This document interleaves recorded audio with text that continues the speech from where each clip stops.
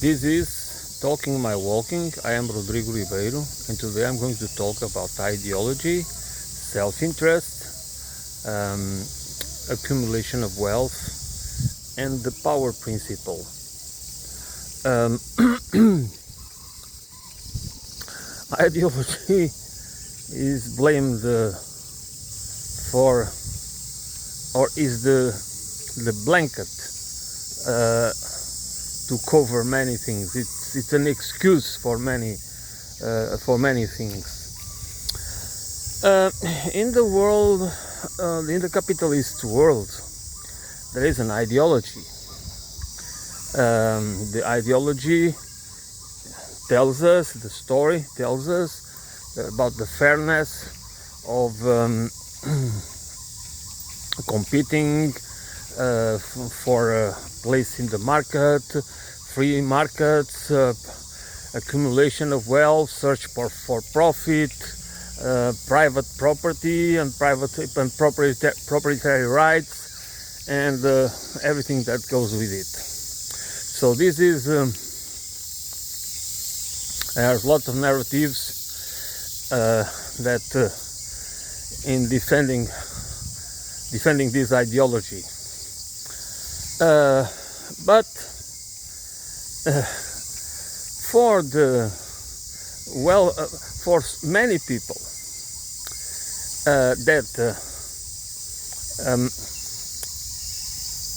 that want to make a quick buck, that want to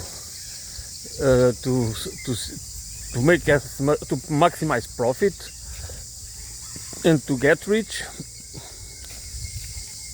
many of them will defend, no matter what ideology or economic system, political system, democratic, authoritarian, totalitarian, it doesn't matter at all, for as long as it serves their self-interest, their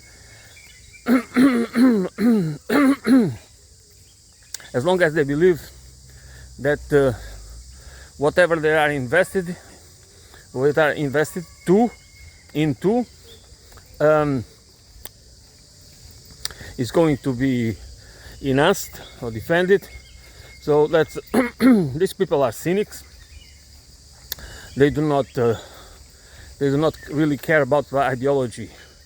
They only care about ideology in order to make others believe that that is the good ideology, because for them what matters is that anything is good for as long as it protects their wealth or allows them to get rich as quick as possible and hide their money and hide their wealth somewhere.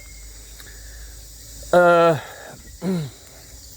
that's why they also will be against any ideology that tries to abolish these privileges and unfair rules and systems, international system, national at the national and international level.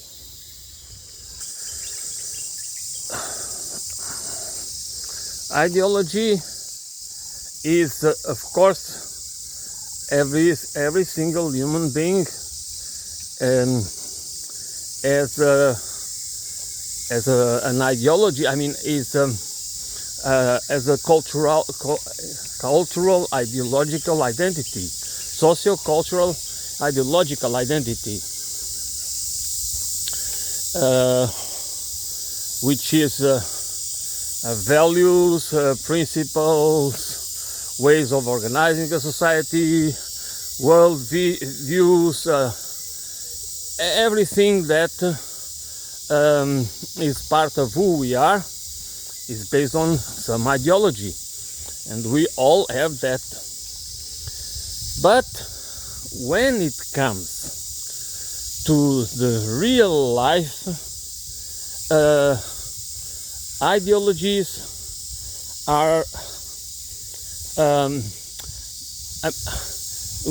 by the real life I mean in economic terms, where we have an economy that is exploitative, based on the accumulation of wealth, private accumulation of wealth, based on extraction, economic growth and less economic growth. So therefore, endless extraction of resources and the pillage of the nature and the environment.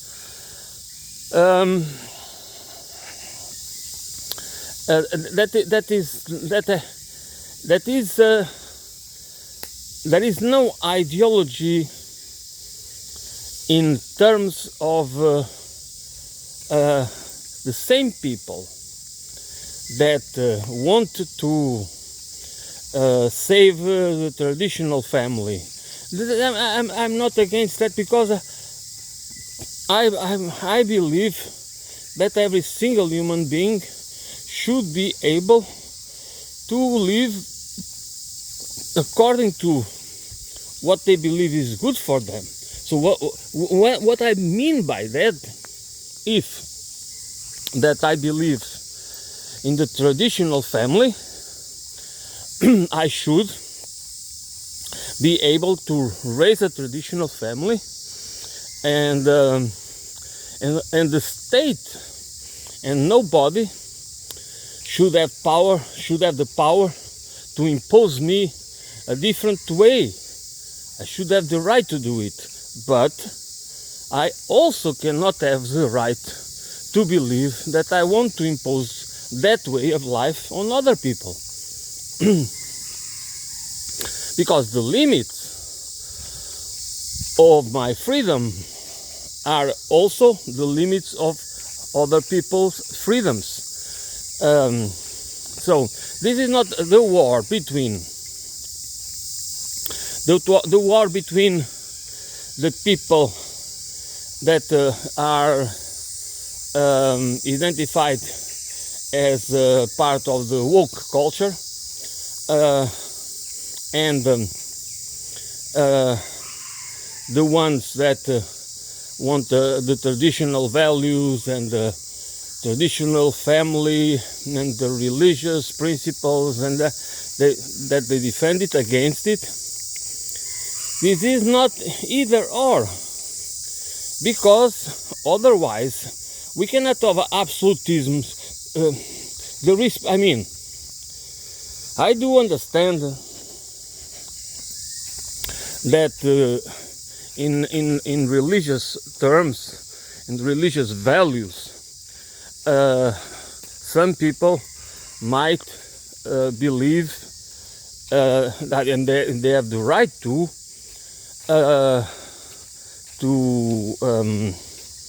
to defend the sacredness of life, the sanctity of life, since the inception. They have the right to, okay, and I believe it's. We can have scientific argumentations, philosophical argumentations, that life, it doesn't start there, blah blah blah. But to me, that's not why we should be. That's why we should be pro-life or for abortion, for example, which progressive side, progressives in general tend to be for the individual rights, like the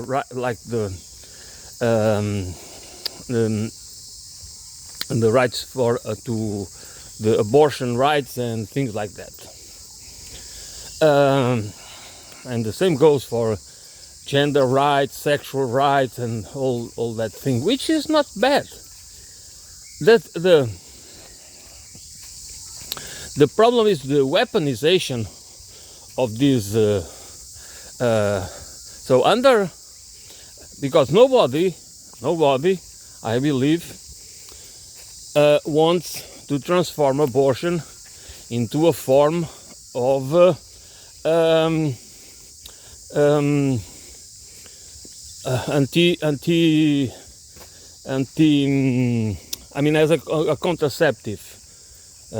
as a contraceptive, measure.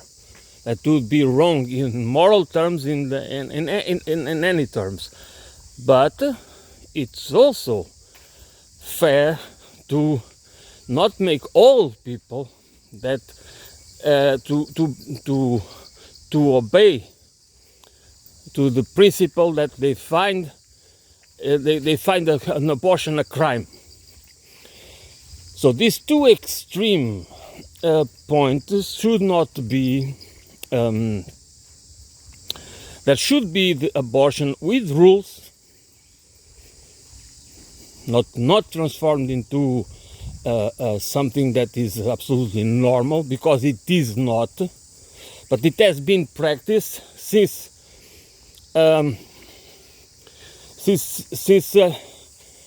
we can remember, because there are still tribes where women know contraceptive plants that they can use in case they want they have an unwanted pregnancy. So this knowledge that was mostly held by women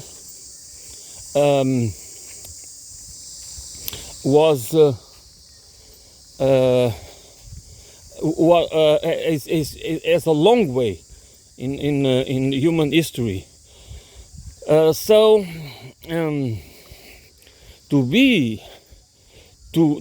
try to abolish abortion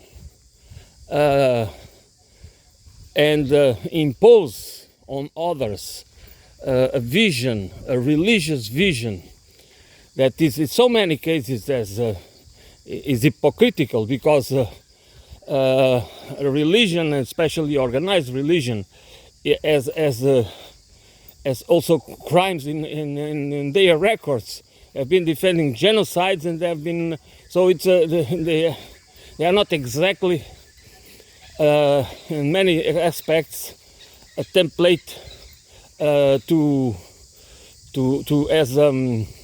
as a moral exemplar. So the point is, in terms of this polarization of the society is usually against us, and the people who polarize it, especially in the progressive side, should understand that by polarizing extremely, not by defending the rights of people to have self-determination. That's not about that. That is correct, because the same people that don't want people to have self-determination, which means the right-wing, far-right, conservatives, nationalist and populist far-right, they want those same rights of self-determination for property and for wealth. What they do not want is those same rights in the so-called progressive values. And that's why people, common citizenry, ordinary citizens, should not buy into that polarization, because that polarization, it's always used as a weapon against us, against our interests as class, our class interests. Because what I was trying to say is that the right side of the political spectrum is has the ability to weaponize the values of traditional, to weaponize the progressive That's about values, social values, family values, honor, religious identity, all that aspects that usually people that are more in the conservative side. There's nothing wrong about that. There's nothing wrong in wanting to keep certain values.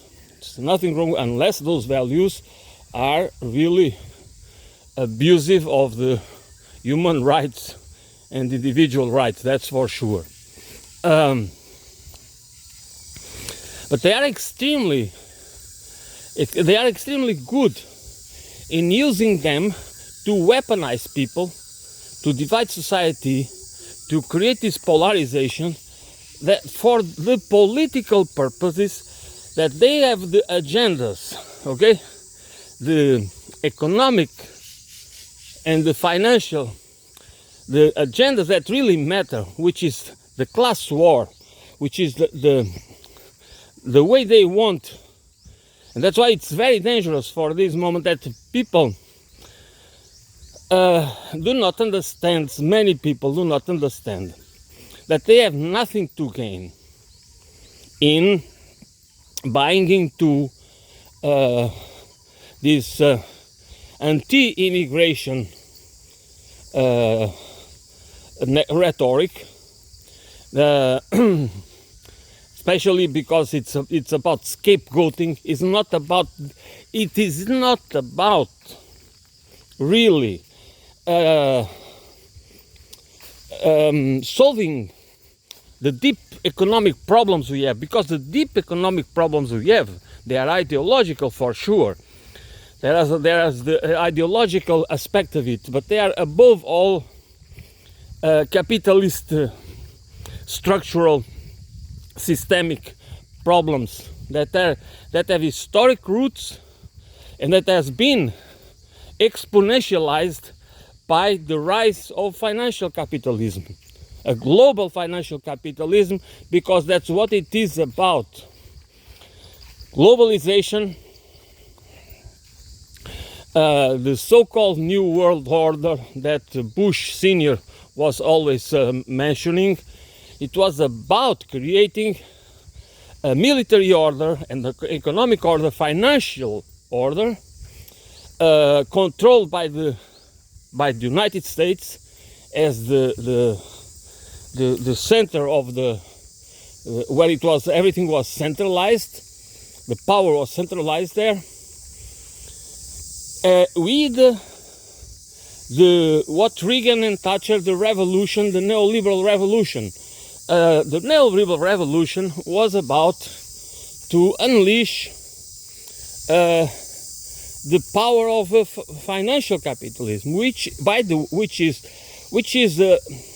based on rentierism, is feudalistic rentierism. That is not about developing productive activities, but about extracting rents.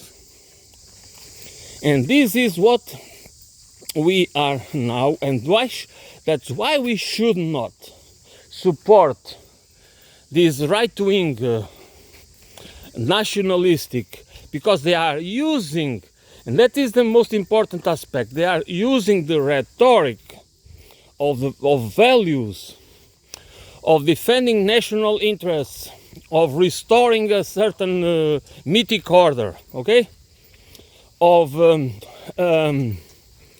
reindustrializing the economy that have been by neoliberals and neocons, they were neoliberals and neocons are both sides of the same coin, okay? And that coin is fascism. That's why liberals or neoliberals, they are lib fascists.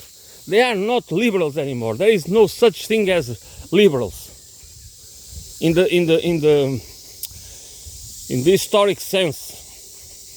They are live fascists. They have a live facade, a veneer with a fascistic core.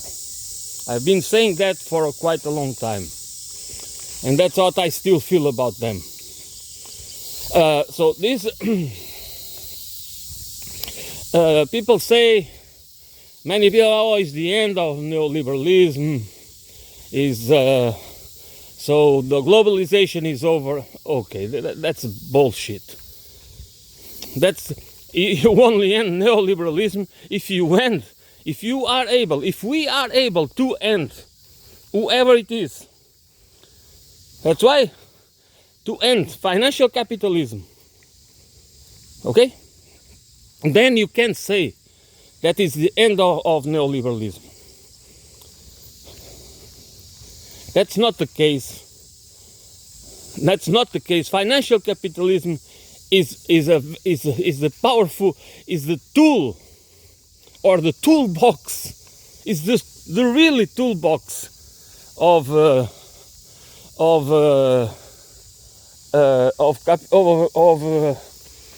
imperialism. So there is no so let me go back to self-interest and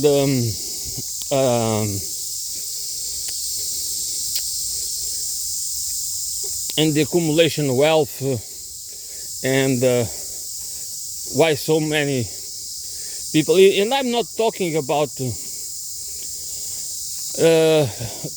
people that are already rich. This is a disease, this is a poison that is spread all over all societies, that people just want to enrich quickly. And financial capitalism, it has been, and it still is, the way to get rich without doing anything beneficial for society whatsoever. And that's the main point. And then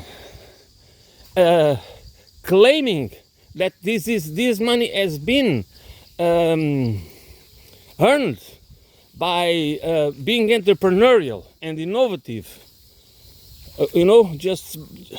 This should be abhorrent to us that believe in a fair society, to us not believe we want a fair society, that we should, that because of fair society, a social and ecological economy is good for everyone, and we don't need to destroy the environment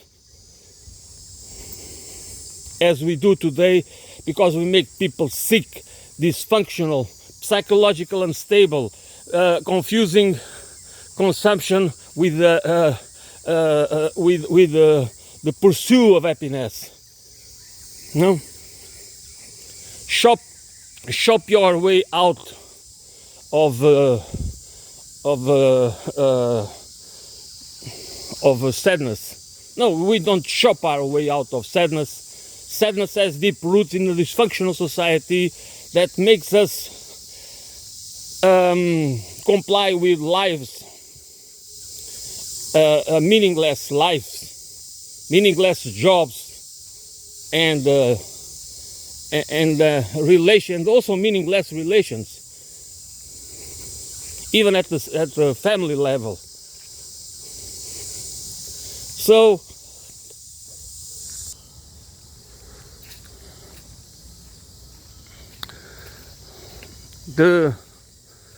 and if we cannot, there is a lot of people, even common city middle class, lower middle class, and even the peasantry, especially the younger generations, that master the new technologies, that they understand. It's easy for them to use mobile phones and online accounts and all those modern technologies and tools and apps that allow people to, through the use of a phone, to try their luck in the financial economy. So that's the ability of the powers that be to make people, to make ordinary citizens think that they can also participate, have share, have a bit of the cake, you know, also enjoy the party. And that is how they make us entrap us in the game. Some of us, that's a gain. Some of us will have because the game, okay, the game is rigged, but even the game is rigged. So we are, most of us will not be able to make anything substantial, any substantial wealth, but we might make some money. But others will just lose, will be only on the lose side. But what matters is to keep the flame alive. And by keeping the flame alive, what I mean is that more people believe that they can live as digital nomads, just making money out of two things: social media, by being influencers, or by making money, video vlogging, and in the financial, by having some digital business, or by betting in the financial casino. So there is this new generation that doesn't believe in work, doesn't believe in the real economy. Of course, every single human being needs the real economy. The real economy, that's the economy that produces everything we need to survive. Not the financial economy, that's a parasitic economy. That's a parasite that is destroying the real economy, and that make so many of us have miserable lives and being disenfranchised from society. So this is exactly the point. For as long as then they keep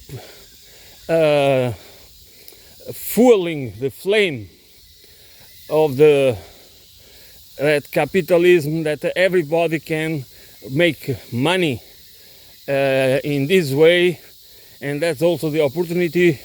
You can look of examples that they made fortunes and they become billionaires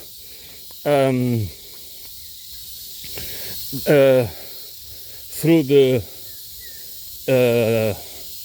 cloud money, through digital enterprises, through the so-called digital economy. So that is the new paradigm that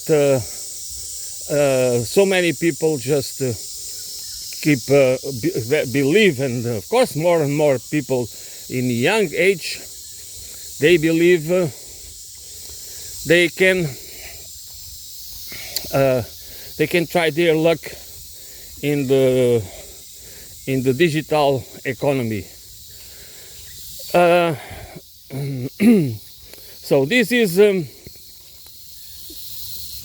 one way to cripple people, to make people believe that a system that lives mainly out of extracting data and using data as to produce as capital, to make themselves richer and richer, to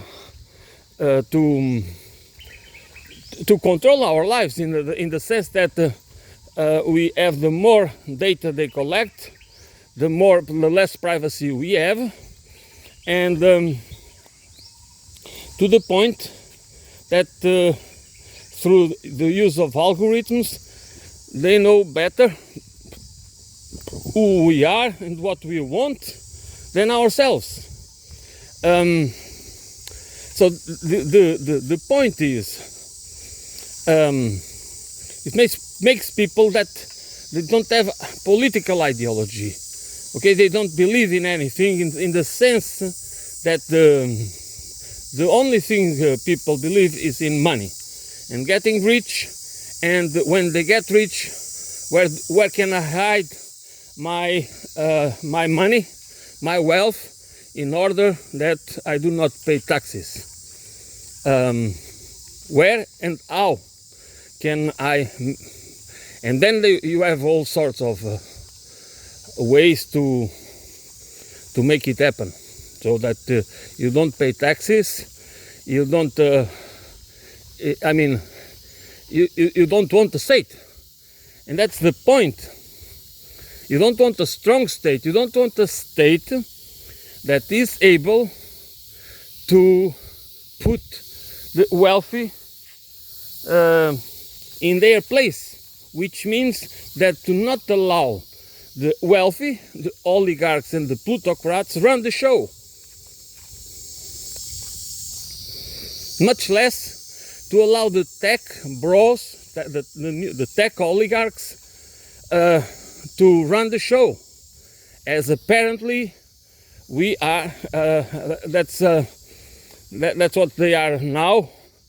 Have the opportunity to gain some experience by participating in the Trump administration. That's a new experience. If the Trump administration has something to tell us, it is the first time, I believe, that a government has the possibility to allow the tech oligarchs not exactly to run the show, but start to have a huge influence on governance, on what governance should be about. And this is an important point. So the ideology becomes secondary and becomes just for the manipulation of perception, but for perception manipulation. That's the point of. That's why the difference between the left and the right, and by left I really mean left that is focused on social justice, economic equality, ecological balance, that understand that we cannot, the economy cannot grow forever. Some left are still trapped in this paradigm, because of course there are many economies that need to grow.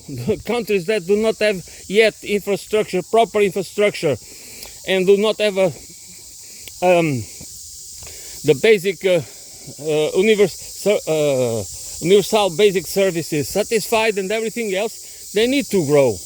But it's not to grow the economy, is to develop the economy. This is two different This is how our language, we are always being misled and manipulated by language and metaphors and euphemisms.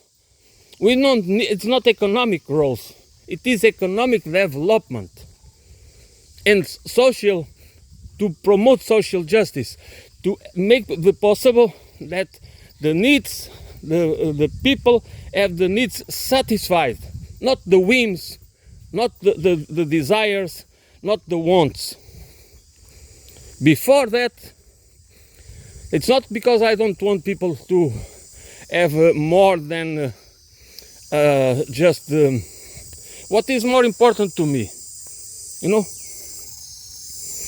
Do I want a $1 million car waiting for me with a chauffeur, or do I want to have the freedom?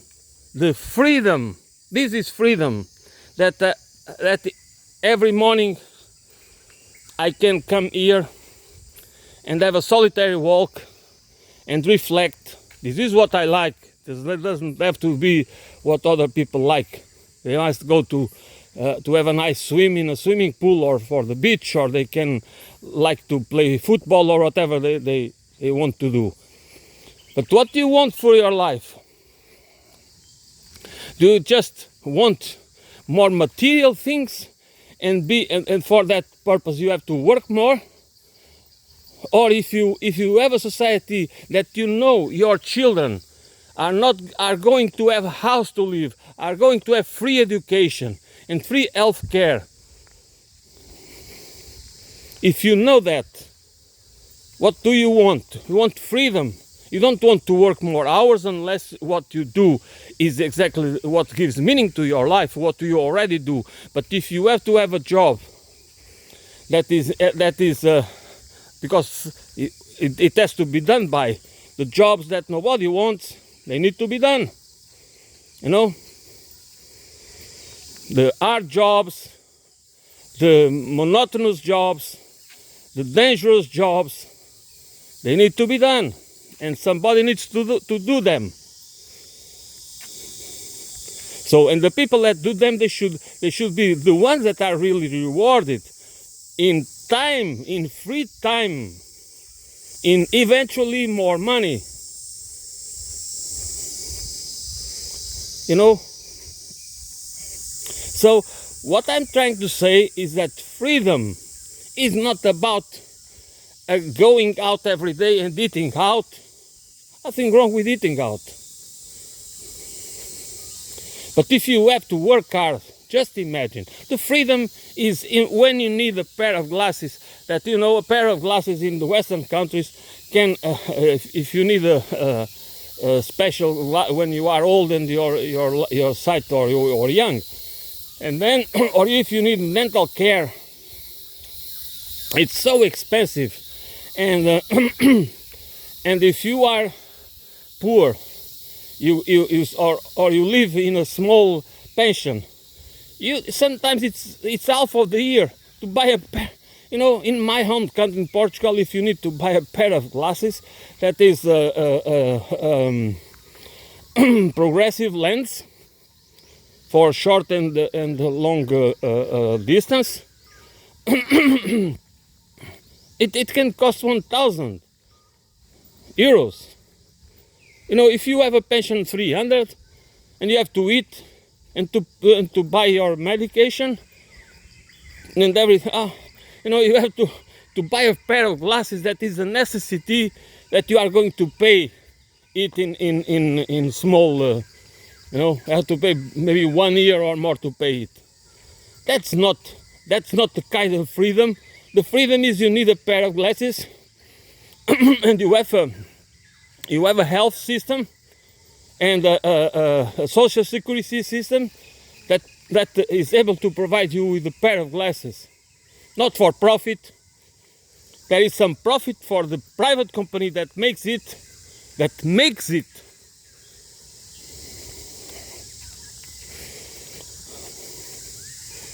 But you don't need people, you know, This is such a dysfunctional system. Just think about because it is an industry. The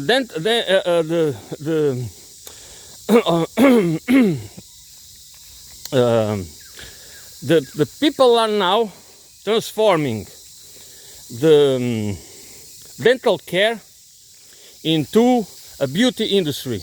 Okay, it's not about that everybody should have access to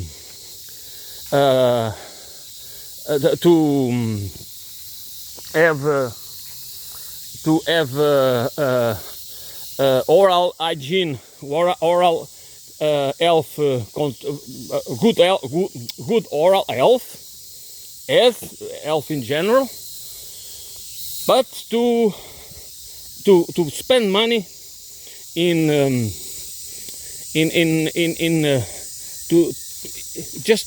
make you more beauty. I mean, it's not because I'm against it, but first we meet the needs of people, and animals is the same. How can we accept a society that we deprive many or 10 or 20% of the population of essential goods and services, and make them be all the time worried about their future, the future of their children, and so on and so forth and so on, and that same society is in a daily basis wasting fortunes in the consumption of superfluous and luxury items and goods and services that are worthless, just vanity.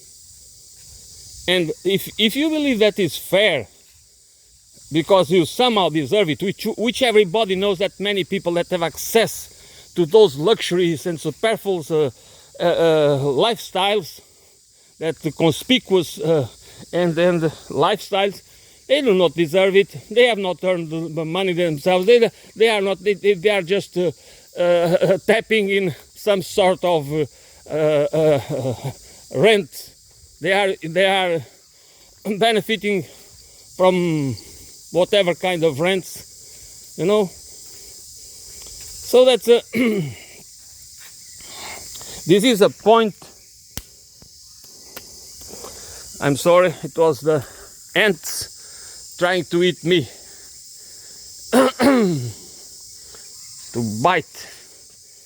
They are they climb, they are everywhere, small and bigger, but sometimes it's the small ones that try to so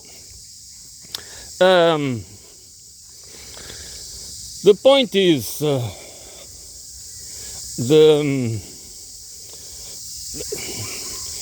we need to, I mean, I would like people to think about is that we, the many, the ones that really need to work hard, or the ones that don't not even have a decent job, or the ones that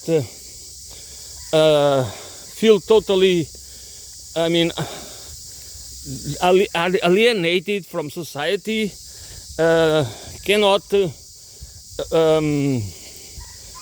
are not able to participate in this kind of society, which just doesn't give anything back. I mean, it just doesn't give you back. It gives you look for a stupid job, or you have to survive by trying to sell some stuff that nobody wants, and then you have to just to survive. You don't have a life. You don't have enough money for anything. You cannot afford anything. You cannot even afford to have to meet your needs, to satisfy your needs. So this is about the people that are in these circumstances, not only in poor countries, but also, and especially in rich countries, that need to organize and need to think that this is an illusion. We are being used and manipulated in order to believe that we all can. I mean, we all are, like this quote. This is really nice. We all are, like Steinbeck said, embarrassed millionaires, temporarily embarrassed millionaires. Okay, so how can we believe in socialism? How can we believe that society can be and the economy can be organized in a totally different way, that we are not, that doesn't make us desperate and atomized and polarized society, divided ideologically, because that's where they manipulate us pretty well, because they weaponize us this way, while they make us believe that inequality is fair, because inequality is based on meritocracy, and because inequality in blah blah blah blah, because capitalism is the only system that works, and so forth and so on. Does it mean that capitalism doesn't work? No, it does work. Of course it works. It has been working for quite a long time. But it doesn't mean that's the best system. It doesn't mean that's the system for for the civilization. This is the system for a civilization that should be dismantled, which is the imperialistic civilization, which is the paradigm that we have all over the world, and that's why people need to understand that we need a different economic system, and for a different economic system we need a different political system. There is no economic system that is not political, and there is no political system that is not economic. So the economy and the politics and economics need to be social and ecological. And we need a civilization, an ecological, holistic civilization. Not an imperialistic civilization, holistic. And that doesn't exist. It needs to be created. People talking about ecological civilization, they still, at least that's how I see it, they still believe in the economic growth, economic as a way, and the techno-fixism as a way to overcome the difficulties. No, it's economic development, not economic growth. And this economic development for a balanced international order, where the exchanges of goods and services are in balance between countries, and in balance with our relation with nature, with the ecosystems of the planet Earth. We are not here alone. We are part of the web of life, and we need to understand that the web of life has been, or as Jason Moore puts it, it's capitalism in the web of life. So we need to get rid of the capitalism in the web of life, because capitalism will destroy the web of life. So, and capitalism is the system, and especially financial capitalism. Of course, we have, as I mean, there is there is industrial capitalism. That's what China, the rise of China is based on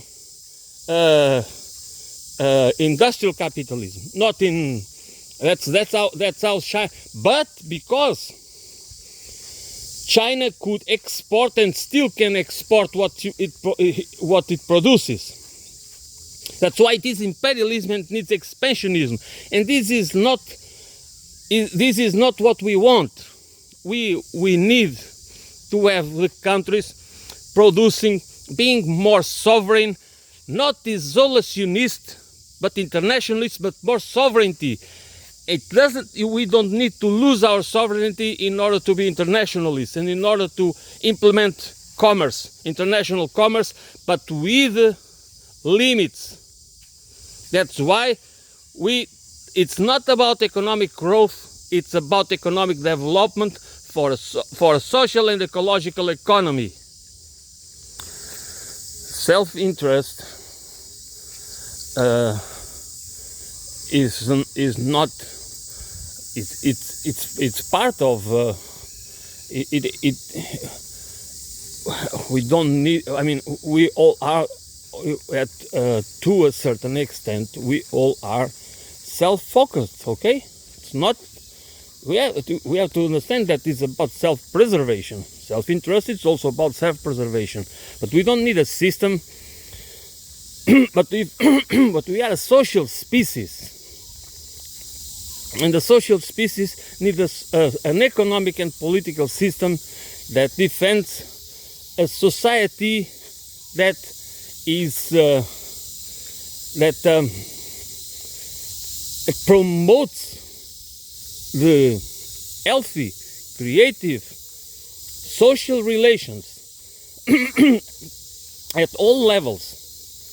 You know, education, economy, the way we organize our lives, and the way we perceive ourselves, and the way we understand our relations. Not only understand, but the way we relate to each other and to nature. It has always to do with what the political and economic system rewards and punishes, of course. So, self-interest, we should not blame self-interest. We have to understand that the problem is that we have a society that rewards sociopaths, okay, psychopaths, narcissistic people, megalomaniacs, opportunists. Those are the ones that really benefit with the system we have. And many of them are not, they do not care about ideology. I go back to that principle. Many of them do not care about ideology, especially because economics for them and politics for them are just about power. Okay, it's about the power principle. What they want is power and control. Wealth is the tool. Wealth is what allows them to achieve what they want, which is power and control. So that's the point where ideology is important in everything, because that's how we understand. Without narratives, with meaning. Well, I mean, there is everything we understand and give meaning. We give meaning through narratives. Okay, we come up with, we imagine a narrative, and then we tell a story, and in that story there is a moral, there is a moral point. There is how we organize it, how we should behave, how we should relate to, everything is there. Narratives is also the meaning. Nothing has meaning by itself. Things in nature, whatever you have in our environment, they have the way we see them, the meaning we give to them, and the meaning we give to what we build, like all the religions we build.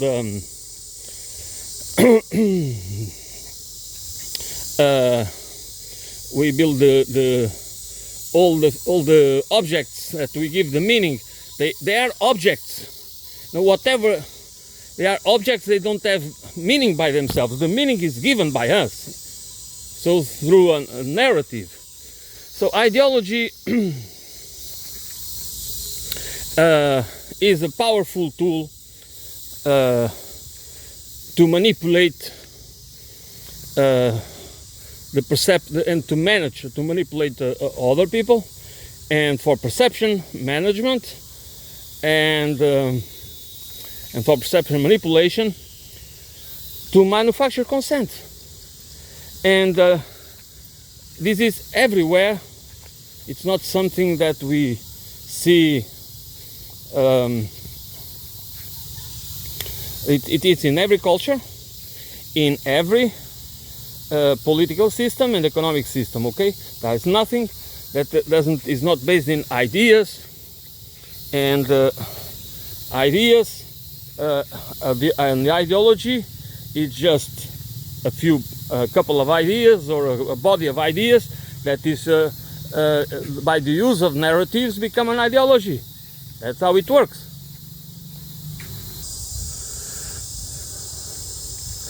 The two group of people that are really dangerous is the fanatics, the fundamentalists, and the ones and the opposite, the non-believers, which means that the ones that are totally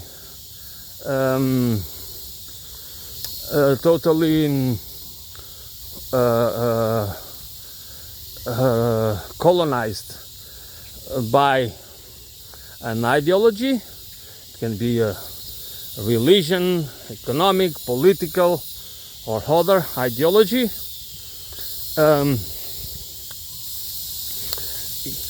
They are very dangerous because they are not able to see anything else. They are totally controlled by that specific or particular way of understanding the world, understanding the relations, and so those people are very dangerous. Because they are not. There is very little room for a conversation. There is very little room for negotiation, and so they can become.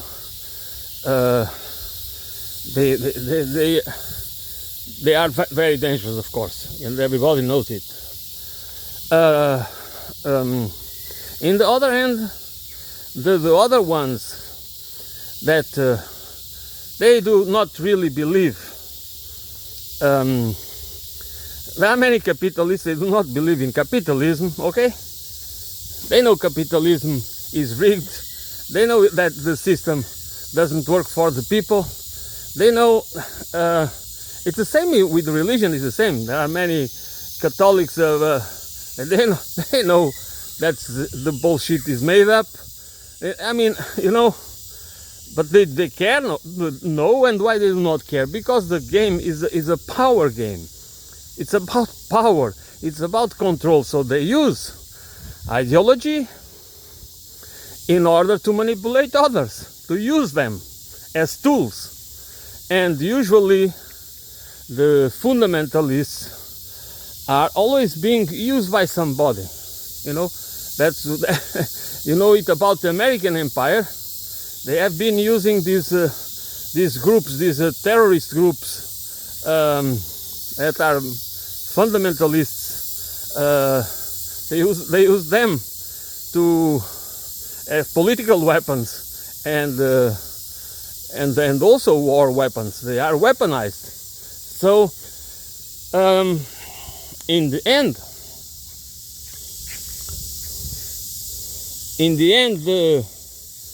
the ones that I mean, everybody is influenced by ideologies, okay? But the ones that understand how ideology is relative, that understand that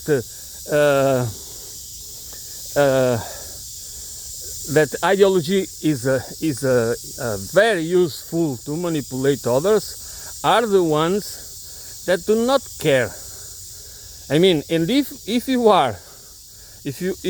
have a personality, a sociopathic personality or psychopathic personality, and you are an opportunist and a narcissist type of personality, of course you don't care, you use ideology to manipulate others, to manipulate an entire country, for your own interest, to implement your own megalomaniac projects, imperialistic projects, and whatever it is, for your own enrichment, and also for vanity, for glory, you know. Try to perpetuate your because I mean, these people can even believe they are above everything. You know, they have a self-image that is a grandiose self-image of themselves that they don't belong to the same species as you. So this is all of this is very. That's why this group is the most dangerous group, and this group is the one, you know, when you see people like Elon Musk or Peter Thiel or all these people, you know, George Soros and this and that. Do they have ideology? Oh, maybe they might be. They might believe in Jesus Christ. They might believe in certain things. They have ideas. They have. But when it comes to power and control, the politics and economics, they do not care. They just want one thing. To enrich themselves and use others to exploit them to the purpose of becoming more rich. It doesn't matter, people, nature, entire countries, it doesn't matter at all. Everything is, they see everything as a medium for them. It's a medium to achieve the end, and the end is more power and more control for themselves. That's how it works. And their ability to create a legion of acolytes is one of the people that stand by them, people that praise them, and even idolize them, seeing them as heroes, and because these people have accomplished something. They are just being a billionaire. I mean, I think everybody understands it. 1 billion is 1 million, okay? So,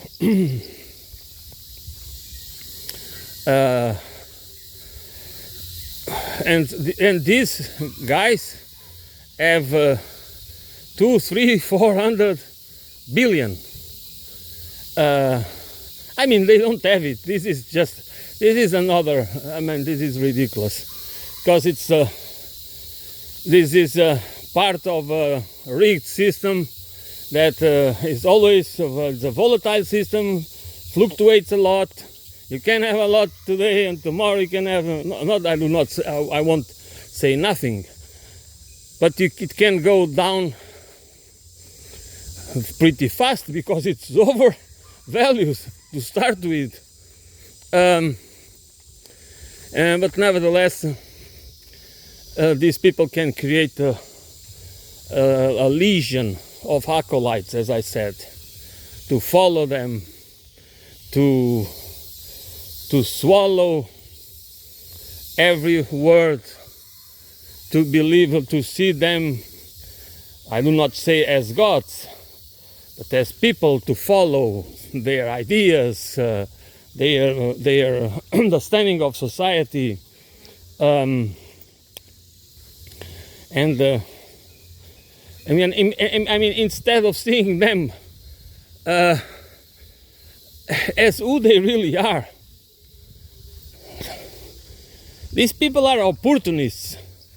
They talk about they don't like the state, but they are building their wealth by making contracts with the state and by being subsidized by the state, by governments, by in this case the United States government, and having contracts with multiple agencies.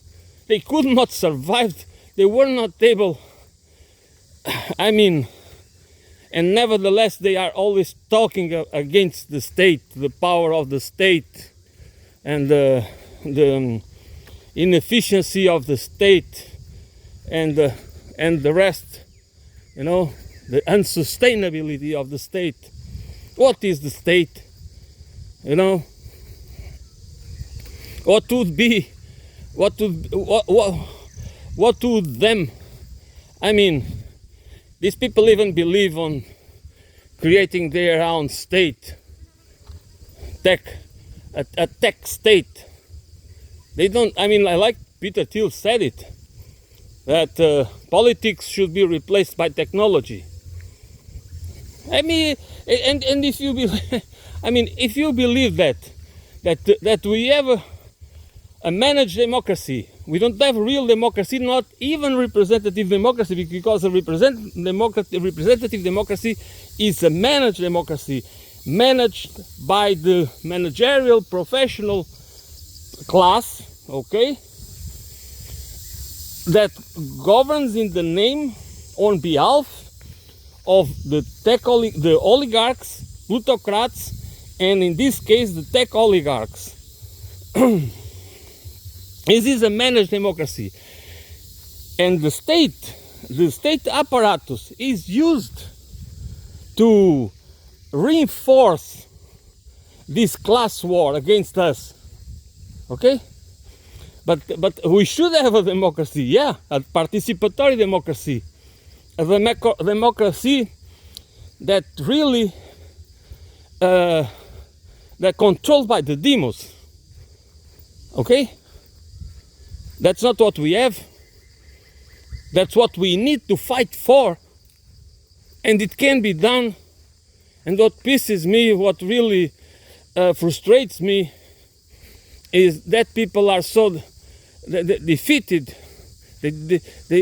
People really believe that, and that's the triumph of the propaganda, the cultural propaganda, the imperialist cultural propaganda. It's the success of that propaganda that makes us believe in Tina. There is no alternative. This is the best system, and if you don't like it, you just just okay. We don't care. Do whatever you want with your life.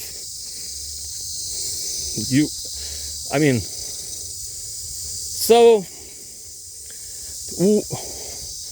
and this is why the young generations need to. There are many people. There is always people that understand, but it needs to become organized. Dissent, in order to be effective, needs to be organized, and we need to unite.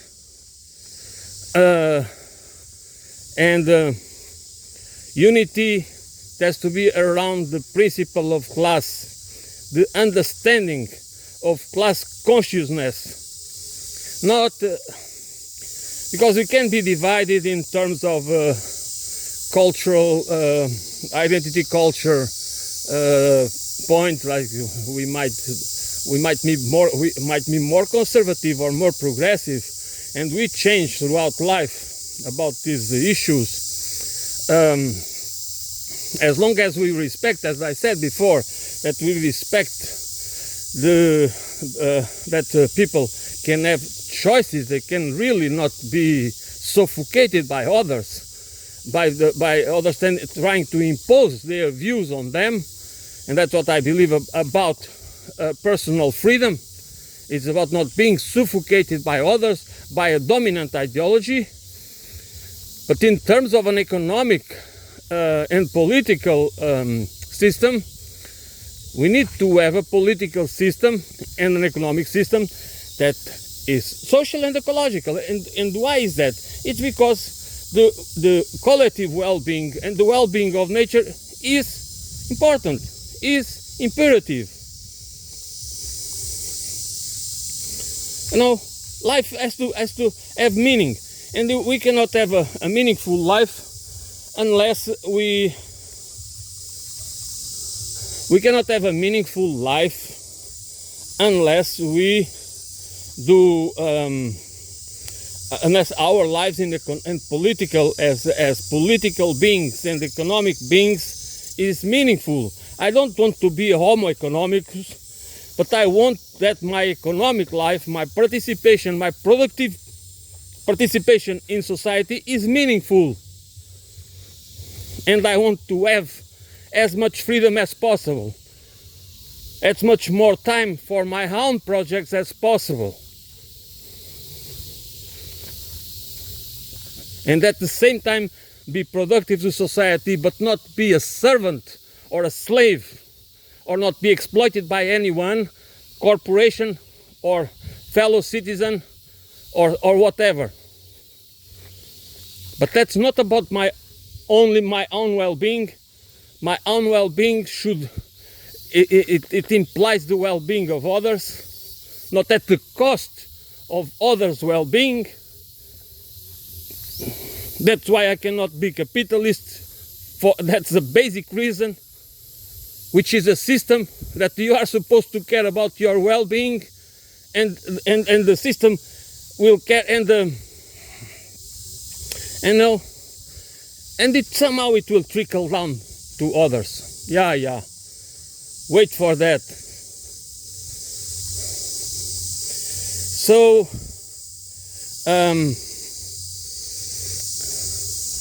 all these are points that we need to really make it part of our lives. That's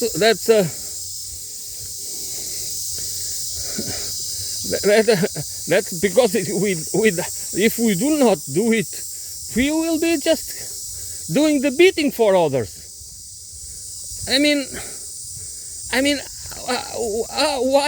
Why would we be happy doing the beating for Elon Musk or Peter Thiel or many others for that purpose? I mean, you know, these guys, they do not care about us at all.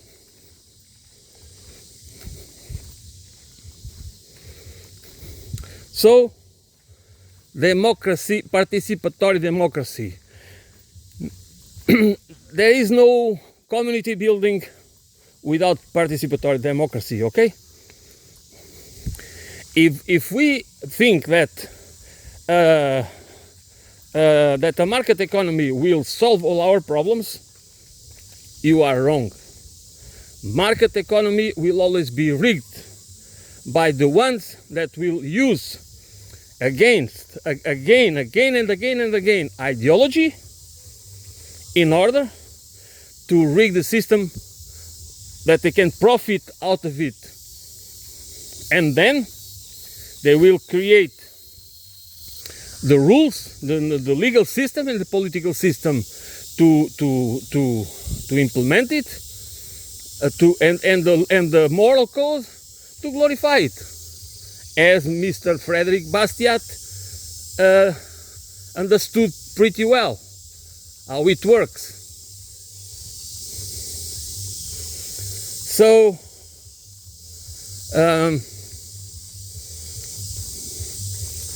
this is I think this is going to be my last thoughts for today.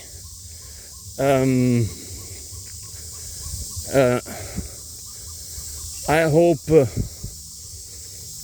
I mean, I think it is difficult. I think there might be people that can make it more easier to understand. I mean, I don't know, but for you, whoever you are, that were able to stand with me to this point, I really thank you. Not because of that, it's only important to me because what I'm trying is to share, because you don't really have people around you that want to listen to you, okay?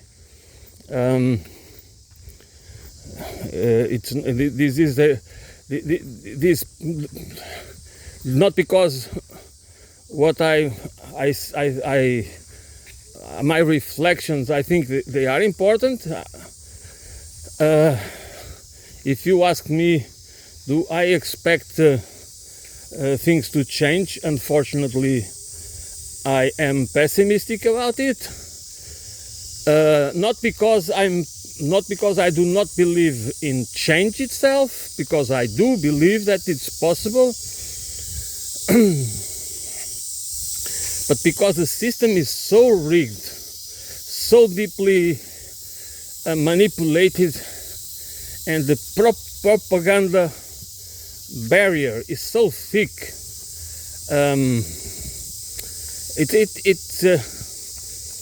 I mean, as somebody, I don't remember that who was it right now, but for many people, or for most people, it's easier to see the end of the world than to see the end of capitalism.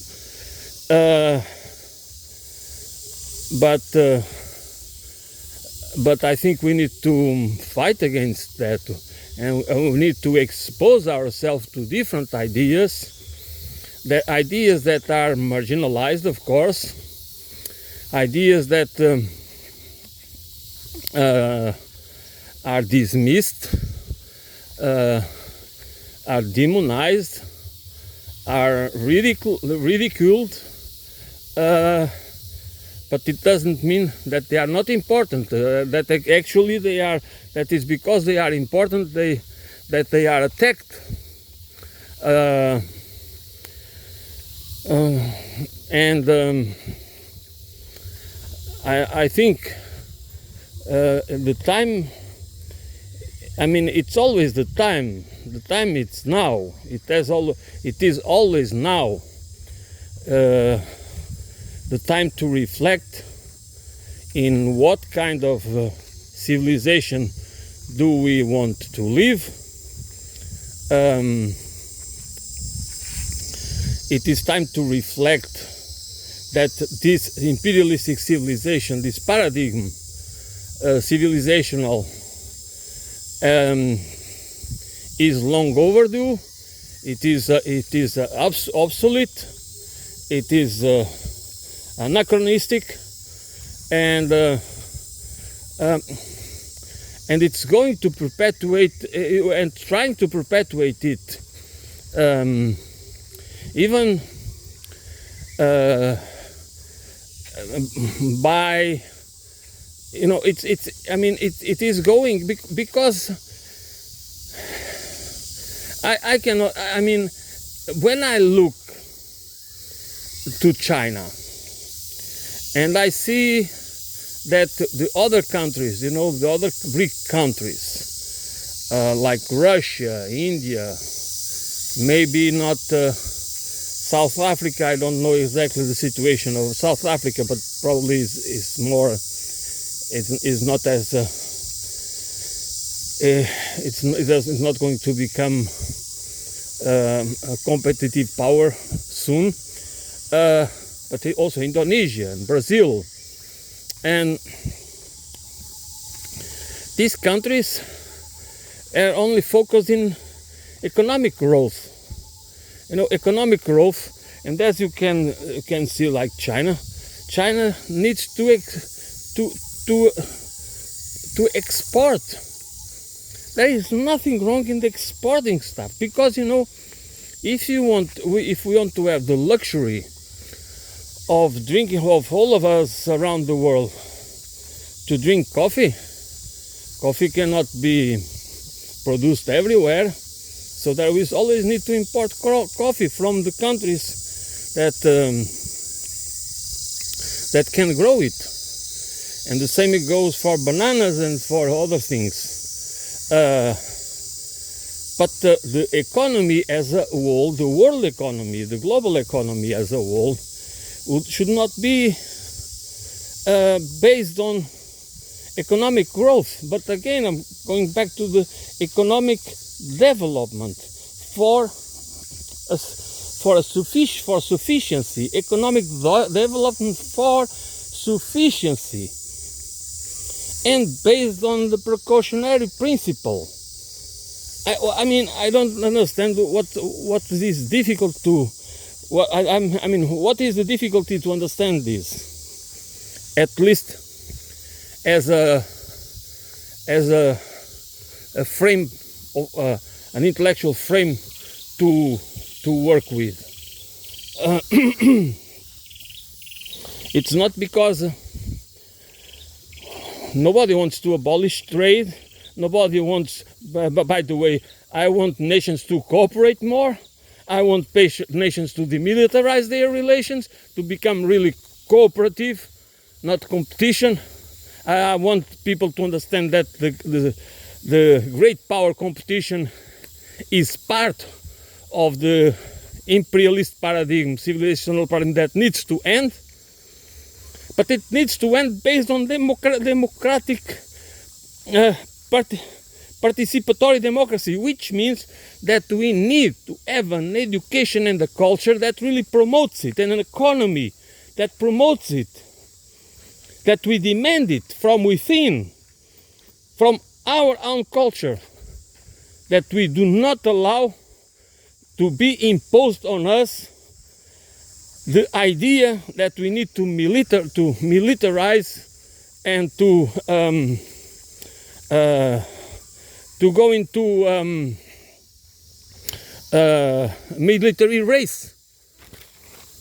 You know, we do not need more weapons. We don't need to use natural resources and energy to build them.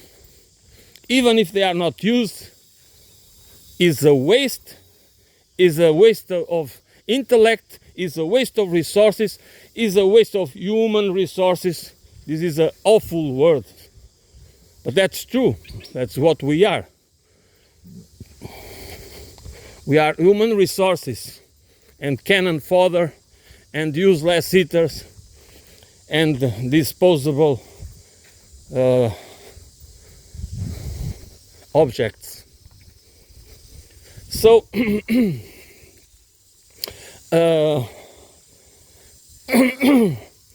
because if it doesn't, if we do not have that culture, every single nation,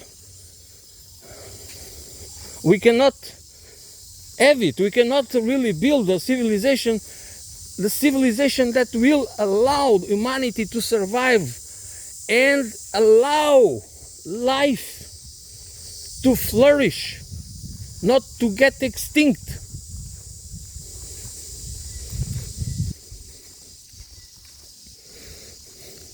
I'm not going to use more to talk about use the words that are frequently used. I'm going to use another vocabulary. I'm not going to use degrowth, circular economy, steady state economy, and other vocabulary that is overused. I'm just going to talk about ecological, holistic civilization with a political economy, social and ecological political economy, and economics of sufficiency. I want to use this to frame it in as an economics of sufficiency, international cooperation for an economy of sufficiency. That's how I want to frame it. Because then this can have inputs from from Marxism. I mean, this is not about framing it. It's about finding the solutions. Okay, because this is very much about culture. It has to do everything. You know, it has to be because without that cultural awakening, cultural consciousness about that we can continue this model, we are done. We cannot change anything.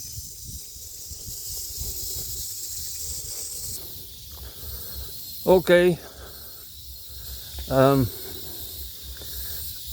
going to end now. Thank you for listening.